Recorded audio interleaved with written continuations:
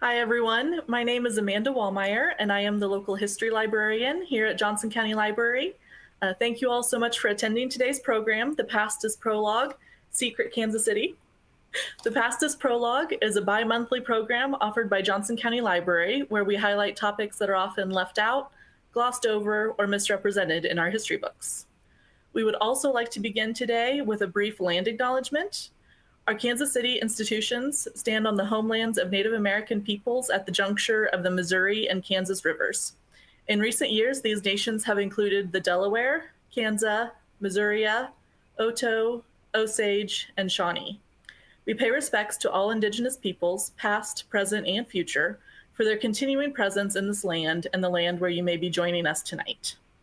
So now, without further ado, please join me in welcoming Anne Kniggendorf. Hello.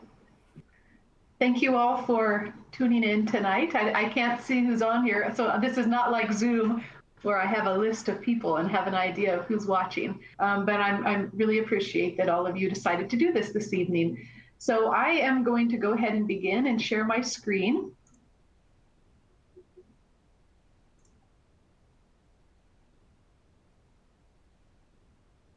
Or I think I am. We just did it a minute ago.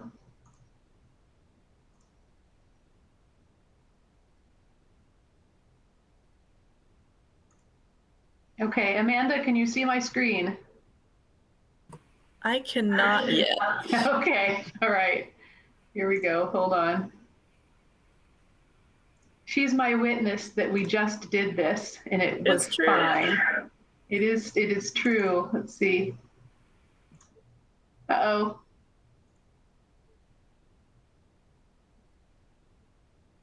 Okay, are we good now? I can see your files though. Oh, you can see my files, but not the actual presentation. Right. So I've got the presentation up now. Uh-oh. Okay, I'm going to tell it stop sharing.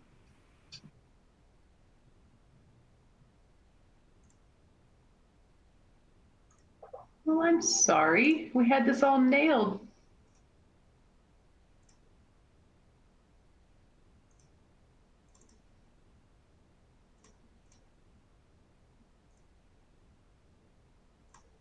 Now? There we see it. Yay. Okay, good. All right. Whew. On 24. Okay, well, so in this presentation, I'll tell you how I came to write this book. I get a lot of questions from people about why I wrote it to begin with. A lot of people assume it was a passion project. So I want to talk about that and how I actually decided what would go in it. So I'll tell you about some of the things I did not include and why, and we'll talk about some of the things I did include, and also how you can play along, because I do kind of mean this to be an interactive or community project. So that's through social media, and we'll talk about that toward the end. So first of all, I want to tell you a little bit about myself, that I'm a freelance writer in Kansas City, and I have done that for quite a while now. I guess I started in 2007 with some kinds of business writing, and then in 2014, I moved into writing for different media outlets. So right now, most of the work I do is for KCUR 89.3 NPR in Kansas City. So I will have last Friday I had a couple things on the radio, and next Friday I'll have one thing on the radio, and today I have a digital story, so just a story with no audio component that's on KCUR's website. I also write for the Star, so I had something in the Star in the arts section last Sunday, and I've written for many other places around town. The newest issue of Kansas City Magazine has a couple things I wrote in it. So when you're at the grocery, pick up Kansas City Magazine. I've always written, so I think I became aware of writing in wanting to write before I actually knew my alphabet. So I can remember sitting and making squiggles. So it was like my hand was able to write before my brain could, sort of. And I think that's a really common thing that happens with people who end up writing for a living, and just enjoying it as a hobby too. So I grew up in Merriam and was away for about 12 years. I spent 6 years in the Navy and was away for my undergraduate degree. And then I moved home when I had little kids and live in Shawnee now. And uh, I do all this work with finding things that I think that Kansas City readers are going to want to know about. And that's been my job and my interest since 2014. And so when I had a mysterious email from a press, Reedy Press, you'll see that at the bottom left of the book cover here, in St. Louis, they asked me if I would write a book about Kansas City for them called Secret Kansas City. And I decided it lined up enough with what I was already interested in doing and hunting for those stories that would be of interest to a local audience, that I said, okay, I'll see what you have to say, even though it was very unusual to have somebody write and say, hey, do you want to write a book? So that was about almost 2.5 years ago now. And it turns out that these secret books are part of a national series. So like if you have another favorite city, assuming that Kansas City is your favorite city, if you have a second place city, chances are they also have a secret book. So that's something to definitely check out. That's something really fun. So I agreed to do this, not quite understanding what the project would be, but with a good enough idea. And they sent me a copy of Secret Louisville, and I was on my way with it. So the mission was to find stories that are weird, wonderful, or obscure about 90 places in the Kansas City metro. And 90 is a lot of places. So that caught my attention right away. And then also the idea of something that's weird or wonderful, those are so subjective. What's weird to me isn't going to be weird to other people. I have a cat who squeaks instead of meows. He might make an appearance sometime soon. He's under my feet right now.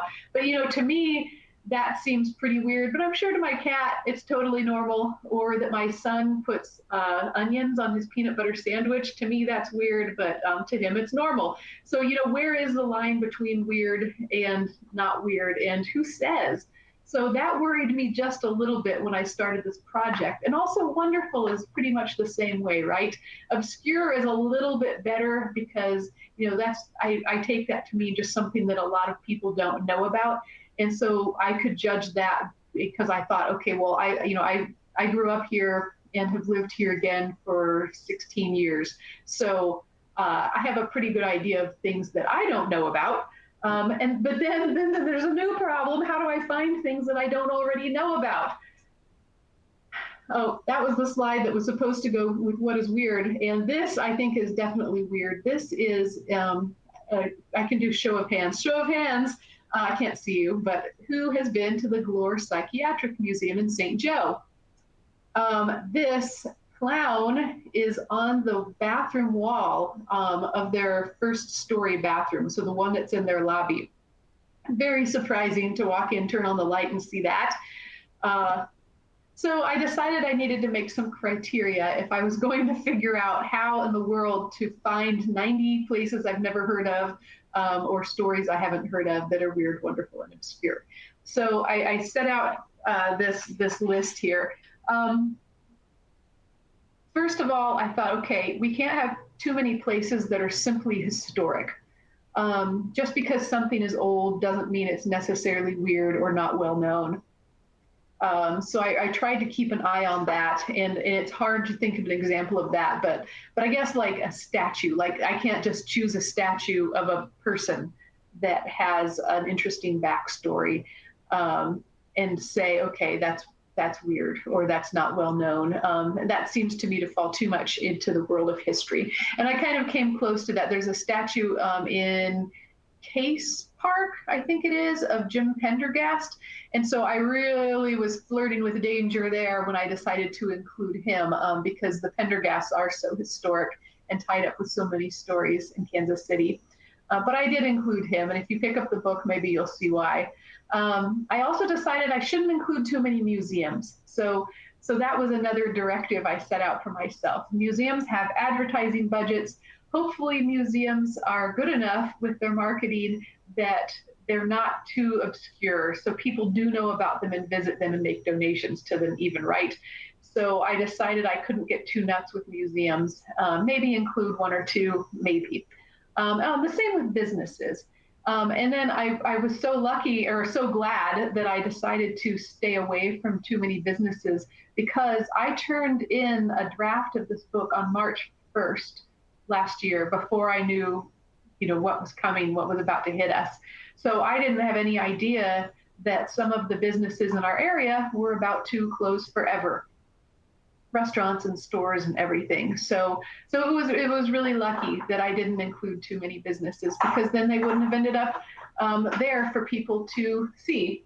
And my cat has just discovered a loud ball. I was trying not to put him downstairs, because he makes even more noise when he's downstairs. So hard ball confiscated. The last thing was, and this was the most important thing, so that's why I've given it 4 asterisks. A site must exist for people to visit. So that was definitely the most important thing, that people needed to be able to go see something, because this is kind of it's a sort of a guidebook for people in their own hometowns, right? So then I thought, okay, now how am I going to do this? I don't know these stories, so how am I going to find the stories? So I thought, okay, I've got friends I can ask. I've got family. My sister has a large extended family of her in-laws. There are a lot of them. And I can just talk to arbitrary people, like, so walking through Price Chopper at the cash register, whatever, I might ask somebody, do you know of any weird places? But again, that's such a subjective question. Like, so most of the time they just looked at me like I was crazy and shook their heads no, and then moved away really, really fast. But then, I had social media. So I put out this call to this website, to this Facebook page called the Local Kansas City History Buffs. And as you can see on here, I had 381 comments really fast. So they were very eager to share what they thought was strange around town. And that was great. So then I had probably about 140 ideas. And at first I only needed 90. So then the project became, okay, now I have 140 ideas. How do I whittle it down to 90? So, I started off with, I did some quick Google searches to see if I could come up with any information that seemed interesting and that I thought I could create a 200 or 300 word vignette about. And there were things like this tile here. This is one of, I think, the most interesting things that I did not include. And it's obscure and it's weird, and in a lot of ways it's wonderful. And what stopped me, I'll tell you about it here, but what stopped me was that we don't actually have one of these tiles in Kansas City or the surrounding areas. So I couldn't include it. But what this is something my friend Carla Deal told me about. Carla wrote Storied and Scandalous Kansas City. So she has so many great stories. A lot of them are about places in the West Bottoms. And she told me about these tiles. Okay, so what most of the tiles say, and they are all around the eastern half of the country, they say Toynbee idea in Kubrick's 2001 resurrect dead on planet Jupiter. And sometimes they say other things too. So there's a documentary about this on YouTube. If you look up Toynbee tiles on YouTube, you'll find it. And they're in Brazil, Chile, Argentina, and it looks like they started popping up in the 1980s. And so according to the documentary, there was a British philosopher who died in the 1970s named Arnold Toynbee. And somehow this man in Philadelphia got into, I guess, started developing what amounted to a conspiracy theory about about life rejuvenating on a really cellular scale, based on things from 2001 Space Odyssey and the work of Arnold Toynbee. So what this guy did is he took these tiles, like the tiles in like a school cafeteria, those really thin, brittle ones that are, just squares, and he cut them up, and somehow he fit them all together And he put them on paper and covered them in tar. And then he cut the passenger side floor out of his car. This is all in the YouTube video. So I hope it's credible, but it sounds, they think it's credible. So I think it's a good story. So he would drop these gooey paper covered tiles through the passenger side in cities all over the country on summer nights. Like at stoplights in cities. So he'd drop it down, and then all night long, cars would drive over it. And eventually the paper would rub off. Eventually the tar would rub off also. And these tiles would be embedded in the streets. So for a while, we had one at 13th and Main in the Power and Light District. And I guess when the Power and Light District kind of got a makeover a while back, that's probably when we lost that one. And there also used to be one in Topeka, but I think the city thought it was creepy. And so I'm pretty sure that one was pried out of the asphalt on purpose. But at any rate, this would have been great to include in the book. And I loved the story, but I didn't include it because there was no place to visit.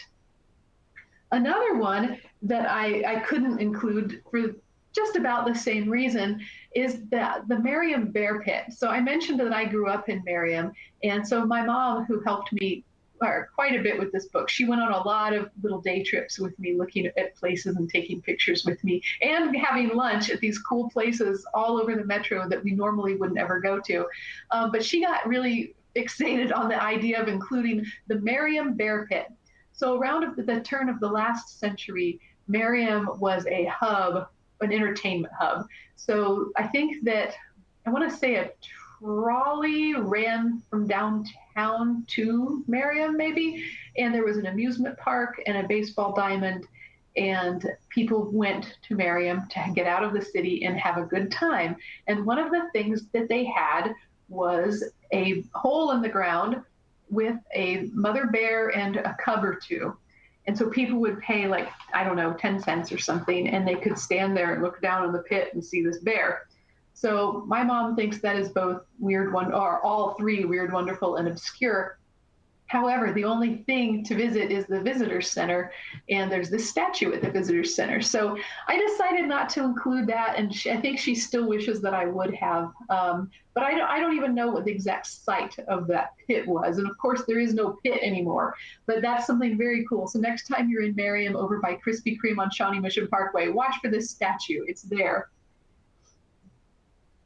Tunnels were another thing. So every time I do one of these presentations and we get to the Q&A part, people say, why didn't you include all the tunnels that are around Kansas City? And apparently we have a lot of tunnels. So I changed my presentation a little bit to include a slide about tunnels, because apparently there are a lot. We have, what I've heard is that we have tunnels between hotels downtown, and we have all of the viaducts. We have the old trolley car trail tunnels. We've got, somebody told me there's a tunnel system around Lake Lotawana that may have been used to move gangster money.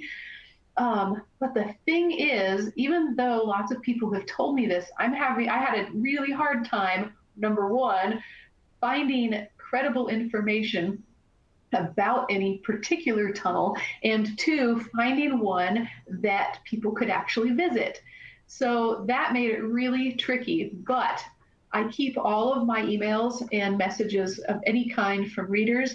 So if you know of one that has a lot of information about it and people can visit, then tell me. I want to know about it. And maybe when I get to write the second edition of this book, I'll be able to finally include a tunnel. People also wanted me to talk about ghosts, because if anybody who's lived in Kansas City for any time at all has a place, like they'll say, oh, when I was in my 20s, I worked in this bar downtown and we had a ghost. And every night when we closed, this ghost would make sounds. And so everybody seems to have a story like that around town. Now, this is a ghost I did include in the book. And I do have a few, but this is my favorite one. And if you look at the upper left corner of this photograph, you see a shadow? That shadow is the ghost of Kansas City's first female bank president. Her name was Emmeline Twist. And she haunts the house that used to belong to her in the historic Northeast. So she is at the Inn at 425, which is a beautiful bed and breakfast. And I think it's been closed for all of the pandemic. It may be reopened now. And if it is, I encourage you to check it out. They have a beautiful garden and beautiful sunroom. And I suspect the owners would let you go and have drinks in the garden, but I'm not totally sure about that if you don't want to stay there. But it's perfect for a staycation. So Emmeline Twiss is very active in this inn. It's an old Queen Anne style house that they've refurbished. And she talks to one of the owners, but she does not talk to the other.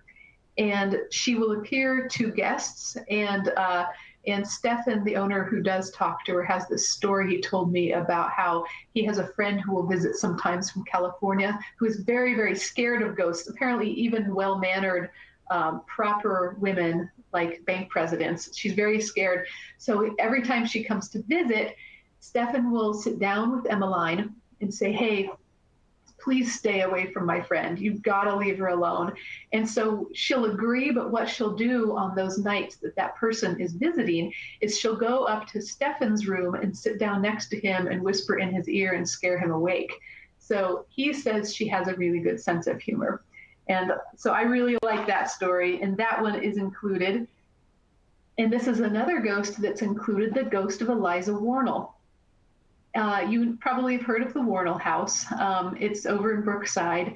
And this is Eliza Warnell. Her father was Timothy Johnson of Johnson Drive. And he's also the person who, I think, founded the Shawnee Indian Mission. And of course, our entire area, our mailing district and school district is Shawnee Mission, named for that. So she has all sorts of history in her own family, but she married John Warnell and lived on about 600 acres in what's now Brookside. And she's another nice ghost. She's a nice mama ghost. And she had, I think, 6 children in the house that's now the Warnell Museum. And what I've heard is that the Warnell family that exists now, their descendants, are a little tired of these ghost stories because they don't want to be just the ghost family. They want to be known for their good history and their contributions and stuff. So keep that in mind when you visit there, like ooh and ah at all of the exhibitions, and don't look too hard for the ghosts. I think she's only one of quite a few because the house was also a Civil War hospital. And so while it was functioning as a Civil War hospital, Eliza and her family went to Westport. They had another house in Westport, so they would be safe during the Civil War. And while she was there, she died. She died giving birth to, I think it was her 7th child, and that child lived. Most of the others did not. So when she died, John Warnell married Eliza's cousin, and they immediately moved back to the other house, to the house in Brookside. And the story is that Eliza stuck around and she wanted to protect her cousin. So starting in about the 70s, I think, museum workers and guests started reporting that when someone was pregnant and doing something risky, say, for instance, leaning over this very high up banister to turn off this very pretty light, that they would feel a steadying hand on their back. And that was Eliza, they think, protecting the pregnant woman who was trying to turn this light off. And since then, this light has been rewired so that no one has to lean over. I really tried to get the perspective when I took this picture of how far down this goes. And so that's one very cool thing. But she isn't the only ghost. So the Warnell House also at least used to have ghost tours every October. But with the change of heart that the family has had, I don't know if they'll still have those. You'll have to check the museum website. But one of the things after somebody read this book, I got an email from a reader, and this woman wrote that she had grown up within eyeshot of the Warnell Museum. She wrote, "We always knew as children never to look out a window on a Halloween night, because if you did, the Warnell House ghost might steal your soul. We always thought she was a nurse from the Civil War era." So I don't think Eliza would steal anybody's soul, but of course the jury is out on that. And there very well could be a very mean, soul-stealing Civil War nurse in the museum too. We don't know. But that's another ghost that's included. And if you have other ghost stories, I would love to hear them. This is something else I decided to include, even though I was a little bit on the fence about it. There's a town in Missouri called East Lynn. It was named after a book by a woman named Ellen Wood. It was written in 1861. And as far as I know from my research, East Lynn in Missouri is the only town named for this book. But this book was really, really popular. Like, it was a bestseller. It had something like, I don't know, what was it, 40. It had 40 stage adaptations of this novel. People just loved it. And what's funny about this, and it's kind of a whole big ball of odd stuff as far as I'm concerned. So I don't know why Missouri named a town after it. I really don't. But it was very, very popular. And the story, as I understand it, seems to be very, very similar to Mrs. Doubtfire, that old Robin Williams movie. So as it goes, I think this woman in the picture here, this is a plate from an old edition of the book. The woman ran off with her lover. So she had children at home and she ran away. And while she was gone, she had a baby with this new guy. Then the guy ditched her. So she put on a disguise, she took the baby, and she moved back in to her husband's house. And apparently nobody noticed it was her. Just like what happened in Mrs. Doubtfire. Nobody could tell it was Robin Williams in a dress. So people just ate this story up. And another thing that I really like about it is that there was a catchphrase from the stage adaptation from one of them. And, we have catchphrases, and mostly it's from commercials, it seems like, there's Where's the Beef? What's that Bud Light one where the guys all make that terrible sound? There are things like that end up being catchphrases. And so people repeat them in conversation. But what I read was that the catchphrase from East Lynn, the play, was dead, dead, and never called me mother. And I think about that so often. Like, when would you ever say that? I haven't yet, in the year and a half I've known about it, come up with a time that I would ever just toss that out in conversation. Like, oh, I don't know. I can't even think of an example. So that's very funny to me. And so that's why East Lynn is included. Then there was the stuff that I thought, oh my gosh, I have got to include something, of course, about Harry Truman. I have got to include something about the fountains. But how do I do it? There's so much stuff about Truman. There's so much stuff about fountains. Where do I even start? So, I just had to dig and dig and dig. In the case of the fountains, I had a terrible time finding something that I thought was weird, wonderful, or obscure about the fountains. So I checked out every single book in about 3 branches of the Johnson County Library. That's my go-to anytime I don't know what to do. Even when I named my kids, I checked books out from the library, trying to figure out what good names would be. And so I got all the fountain books, everything that had the word fountain in it, I checked it out. And so I had this stack, must have been like 20 books. So I spent all this time combing through them. What is weird, wonderful, or obscure that I can include? And finally, there was a line, I think it was Sherry Peland's books, P-I-L-A-N-D, Peland. I think it was in her book. She included maybe 2 sentences about the horse fountains. So at the end of the 1800s, and you'll see a horse fountain here in this picture, there were fountains for horses, and there weren't very many. I think the National Humane Alliance donated something like 3 of them to the city. And at the time, there were about 70,000 horses wandering the streets of Kansas City because it was their job. They were pulling buggies, transporting people.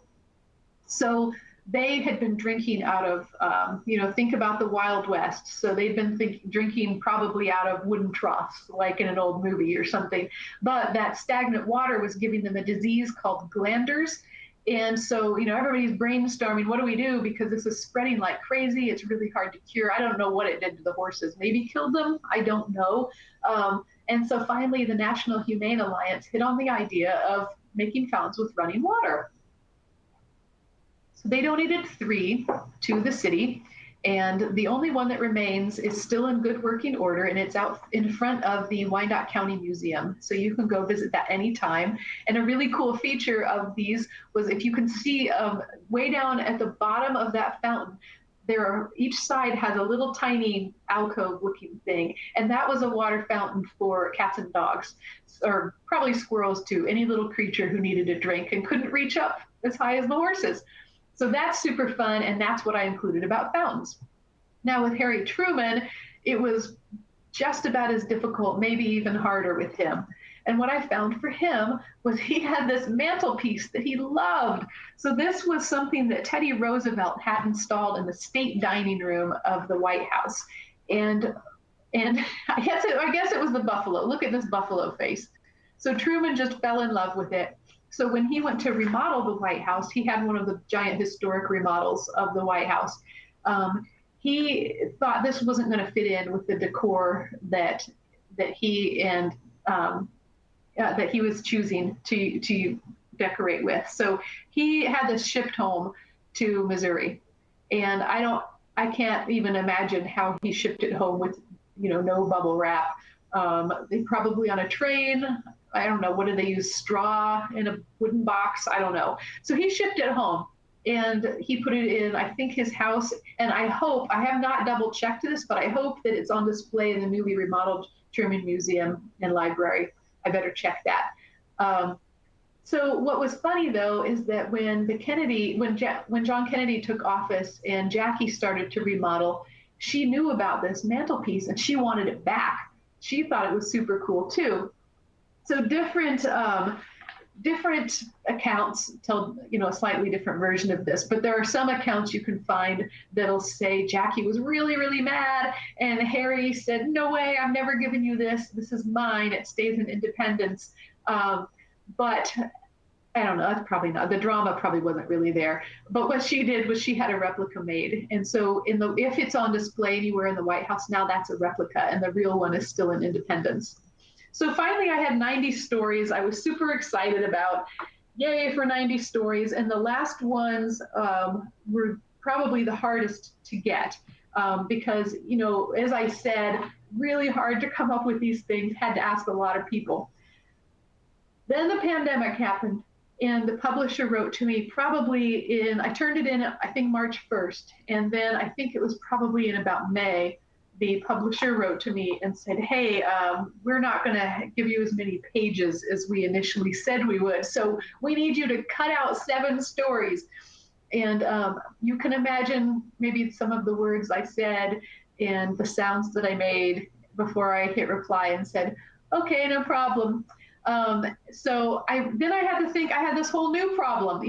So I went back to my criteria that I shared with you at the beginning, cut down museums, no businesses, got to be a place you can visit, it was all that. So then I had to go back through everything. So I took out Leila's Hair Museum in Independence, which is extremely cool. See, that's all hair art right there in the picture.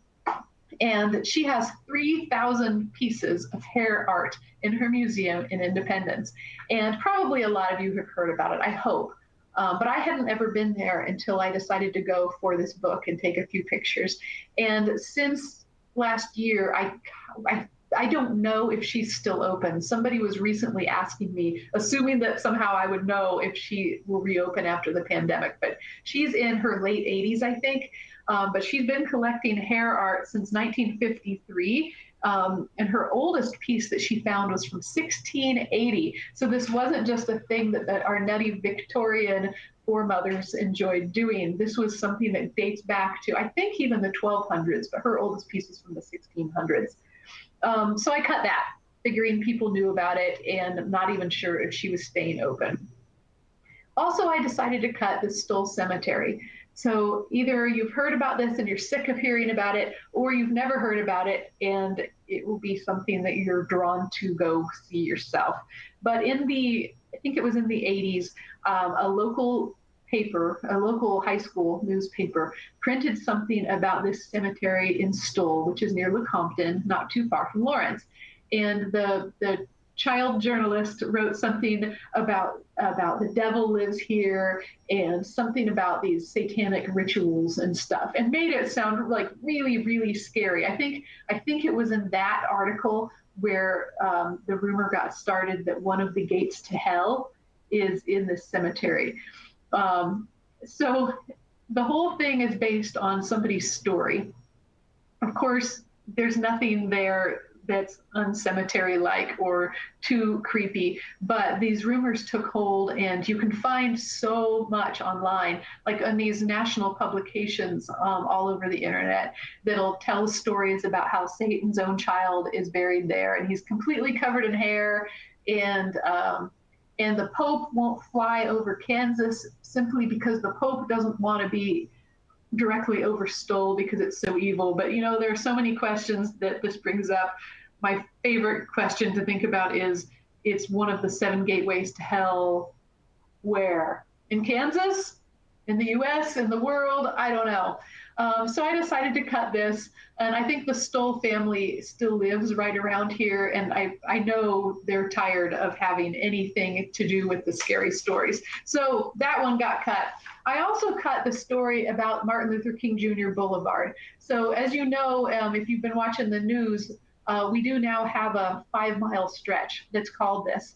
But back in 2018, nobody was really sure what would happen with it. And so to me, the story got pretty weird, but also it was so personal to so many people, I decided I shouldn't include it. But, just some of the facts about it was that this was a 10-mile stretch at the Paseo. And the city did go ahead and replace, I think it was 100 signs along a 10-mile stretch. From the Paseo sign to the Dr. Martin Luther King Jr. Boulevard sign. And so that was a lot of signs that taxpayers paid for. And then they all went back to the Paseo, and now there's a different area that is named for Dr. King. But, it was strange to not have that. It's something like 955 streets in our country are named for him. So one of the weird aspects of that story for me was that, wait a second, why don't we have one to begin with? But anyway, I cut that also, and I'm glad that I did, because that one really didn't have a place in this book. So by the end, I had 83 stories, and probably for the best. Anytime you write a book, you've got to cut out a bunch just to make it tighter. And what I really like with this project is that people are contacting me, and people are using the hashtag Secret Kansas City on whatever social media they like. So if you can go to hashtag Secret Kansas City and search it and find things that other people are posting, and then you can post things too. So if you find yourself thinking, hey, why didn't she include this? And you're out visiting someplace, take a picture of it and do hashtag Secret Kansas City and a little message. I think this should have been included, that kind of thing. So that's something really fun and interactive you can do. And that was especially nice before everything opened up and families were just kind of taking little day trips and finding things. And then that way they could still communicate with other people, even if they were just out there alone at one of these sites with their families. If you go to my website, which is up here, AnneKniggendorf.com, I will be happy to send you a signed copy if you buy one from me. I would love that, because it's so much fun to see who's buying the books, and that would be great. I'd love to see that and interact with you that way. So that is all I've got, Amanda. So if you want to take back over, I'm going to stop sharing my screen now. All right, thank you so much. Excuse me. That was excellent. I know if anyone's like me, my copy is currently very heavily bookmarked with all of the places I want to go now. So we have had a few questions come in. I'll remind anyone who arrived a little later that you can submit your questions in the Q&A box at the bottom of your screen. Let's see, so our first one, what was the most difficult attraction to research that made it into the book? Well, some of these are so old. I included the story of Sarah Rector, in this book. She was a little girl who was part Muskogee and part African American, and she lived in Oklahoma. She was about 13 when there was this land deal that gave her a plot of land, part of reparations for slavery, and her plot of land had a bunch of oil on it. And so suddenly she was a millionaire. So she was like the world's first, almost, I don't know, one of the first Black millionaires in the country. And she was just this little girl. And she was pretty difficult to research because it was so long ago and it was a sensational story. So people would make things up about her. So I checked so many different sources, and I ended up mainly going with the Kansas City Library source. They have a really, really nice history section on their website that real historians with PhDs like Jason Rowe, they'll contribute to the stories. So I decided to trust their research. But I checked out books about her, and they were really, a lot of them were conflicting, a lot of conflicting information about her. So I had a tough time with that because she was a millionaire, but she was also a little girl. And so her money was in the custody of this white man because the oil people or whoever was doling out the money wouldn't trust her parents of color with her $1 million. So she had to have a custodian. And so that was a really hairy one to research, but I really wanted to include her in there. She has her mansion downtown that you can go visit. It's close to the 18th and Vine district. That was hard. Yeah, that sounds incredibly hard. I can hear like all the stories going around, how difficult that would be to research that. Yeah. What was the most surprising or your favorite piece of trivia you learned while researching? And I don't think this has to be included in the book, so you can pick if you want something that you just found out on the side. Oh, gosh. Well, something that's come up recently with this horse fountain thing, a reader named Brittany Luna, she just loved the horse fountain story so much that she started researching it on her own. And so, with 83 places, I couldn't go into a huge amount of detail in the stories that I put in the book. So it's all tip of the iceberg stuff in the book. And I hope that when people get interested, they'll go and research more like Brittany did. But she's found so much stuff about the horse fountains and the National Humane Alliance. So the National Humane Alliance, because she started talking to them and asking them questions, they made her the moderator of their Instagram account. So if you go, I think it's called National Humane Alliance Fountains or something like that on Instagram, you can find all these photos. And so she's been digging and finding more information about these horse fountains, which turned out to be all over the country. So she's finding photos and visiting different horse fountains everywhere and really rounding them all up into one place. So that was a great surprise.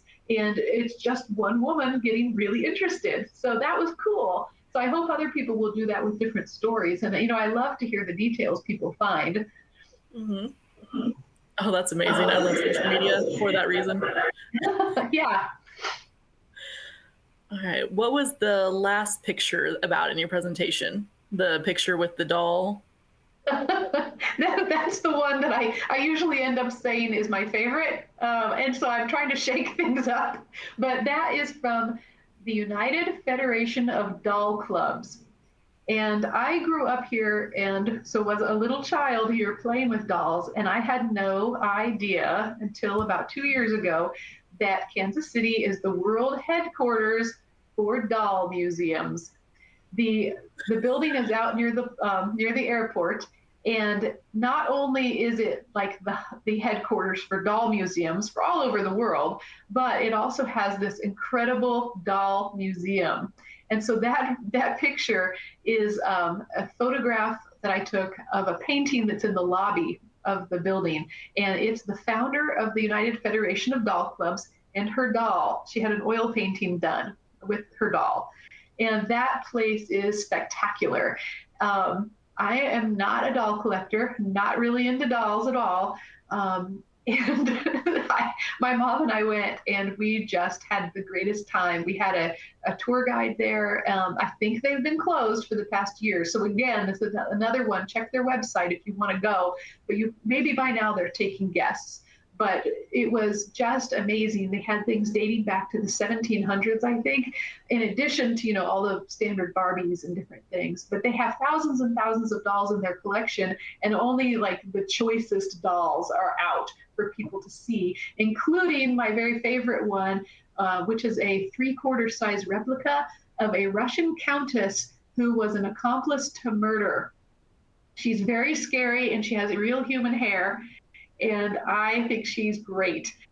She had in real life so many lovers that they eventually turned on each other and started killing each other. So I don't know why she has a doll, but somehow it made its way to the doll museum out by the airport. So that's what that photo's about at the end there. And please go to their website and learn more about them, because it is super. I am definitely gonna have to go there. Oh my goodness. Please do. Has anyone been adamant about something that should have been included? Like, have you had anyone just irate about something that you missed? Irate about something that should have been included. Oh gosh. I don't think so. Though people do expect to find barbecue in there, and I did not include any barbecue stories. So I kind of have been waiting for somebody to be really mad at me about that. But, there are all these rivalries between different barbecue, granddaddies, and I couldn't find something compelling enough to put in the book that also had a place someone could visit. So that is left out. And so if anybody watching wants to write to me and be mad at me about that, I'm waiting. So you can go ahead and do that. And the next time I do a presentation and somebody asks me, then I can say, well, there was this guy in June in Johnson County who was so mad about the barbecue being left out. So you can help me out by getting mad about that tonight. There you go. Perfect. Yes. I feel like barbecue is what we're known for, so it doesn't make sense to be in this book, but I can also see someone being very offended that's not in there. Was there anything, out of curiosity, just myself, was there anything that people were irate about that you included? I only have had one person mad at me, and that was for a story about White Feather Springs. That is a place in KCK where, now I don't have this in front of me, but Chief Tecumseh's brother is buried there. And the problem that this reader had with the story was that the monument for White Feather Springs is on an easement. So it's by the street, it's in a little neighborhood, and then there's a fence right behind it that's private property. So I think the guy was mad because he felt like it would attract people to this area that's, really, it's hallowed ground, right? It's somebody's buried there. And he was worried that that would encourage people to go onto private property.